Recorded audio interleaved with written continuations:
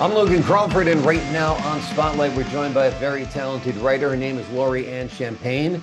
She is the talented author behind the captivating series, Common Threads, Book 1, 2, and 3.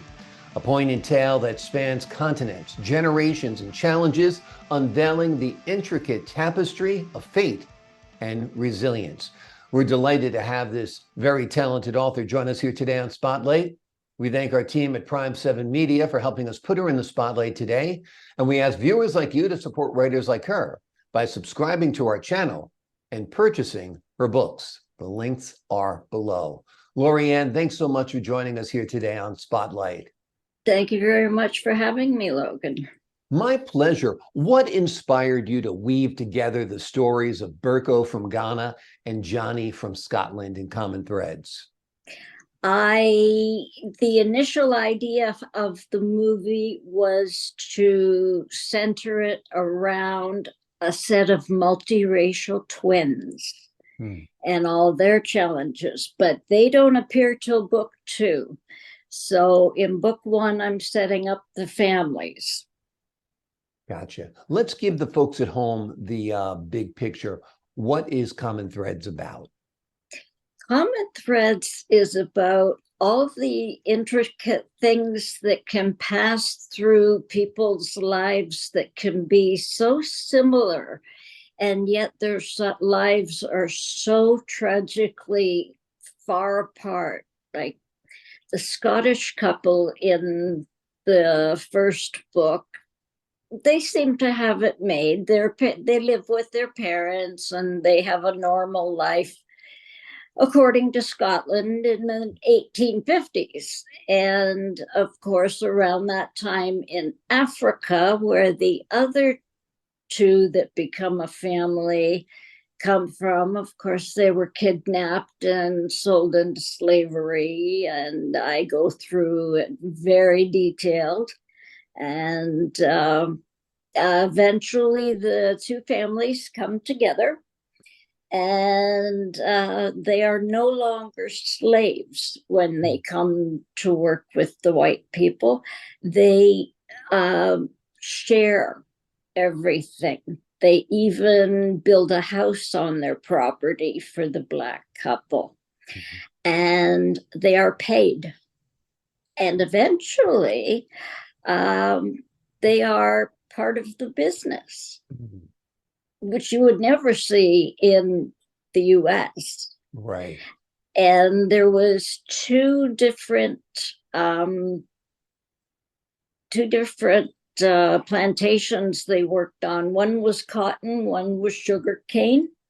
One was in Jamaica, one was in Mississippi, and then they had to go from Mississippi up through the Underground Railroad and into Chatham, Ontario. And that's where the book takes place.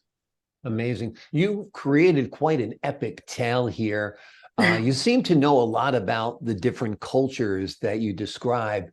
Did that come from your travels? Did that come from your research? Tell us a little bit about how you created this.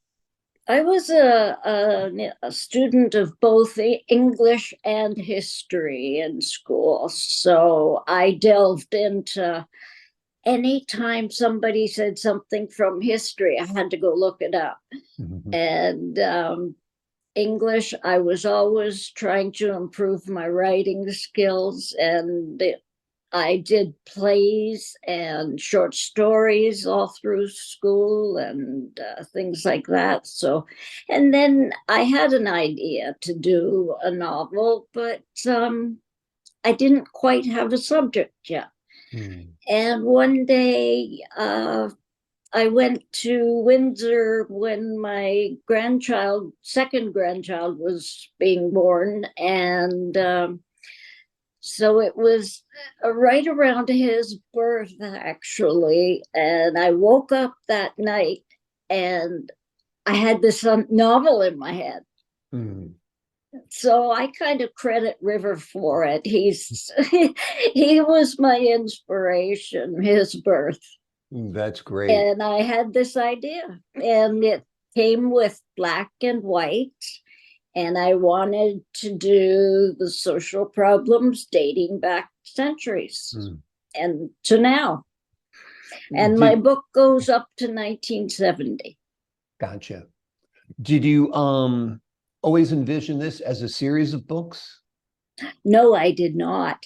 I just kept writing and writing and writing. And one day I finally said, this is a good place to stop in the 70s because I'd done so much. And then when I finally got it narrowed down, I went to self-publish through iUniverse, and they said, this is way too big for one book. So they said, cut it in 2 or 3.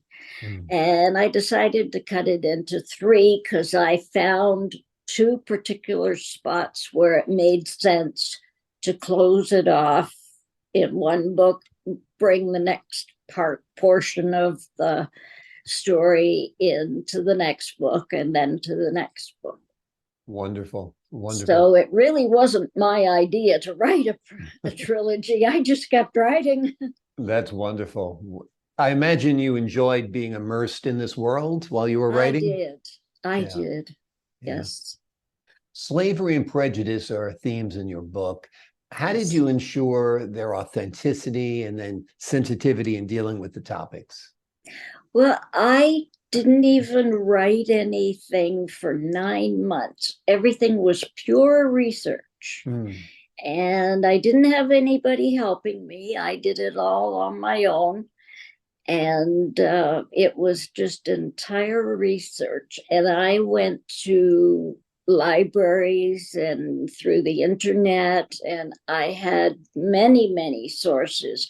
My father is 90, and I asked him about things in the 1930s when he was born. And I had a stepfather who was around that age as well, and he had a different sort of life. So I got his intake on a lot of things, farming and such. So I interviewed people, and they all get credits in my book for talking to me. And some of them were heads of departments of the hospital, and because there's a lot of medical in my book as well.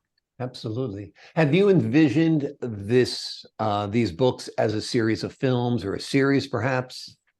Yes. Yeah. Netflix did approach me and say, have you thought about doing this as a movie, or we see it as a possible series? And there's enough interest there, and there's enough topic there. And I said, I could stretch it out. I could help and stretch it out to a series, but we haven't really finalized anything. But there's also producers that have got me doing producers pitches, and they just love it. They think it's a great book. It is a great book. They are great books. And that's wonderful that there is industry interest in your books because they are quite unique tales. Before we leave you today, anything you'd like the folks at home to know about your books? Well, I'd like them to take away from my books. I want them to realize that the social problems of today go back generations, centuries and centuries. And I hope it makes the reader examine their own prejudices and make them realize that it's time for social change now. It's actually getting later than we think. And too much time's passed already. We've got to get together and solve this. Absolutely. It's been going on too long. Yep. As you demonstrate in your book, it spans multiple generations, multiple continents, Yeah, continents rather, that the pain, the injuries, the suffering run deep, yeah, and it's time to correct those wrongs for sure. yes, it Lorri-Ann sure is. Champagne has written a wonderful series of books called Common Threads. There are three books in this series. It's a trilogy. It's a poignant tale that spans continents, as I said, and generations as well. And it will give you a new perspective on the human race as we know it right Yes. now in 2023. Lorri-Ann, thanks so much for joining us here today on Spotlight. Well, thank you, Logan. I'm very happy that you invited me. My pleasure. Truly enjoyed your book. And to the folks at home, I'm Logan Crawford, thanking you for your time this time. Until next time on Spotlight.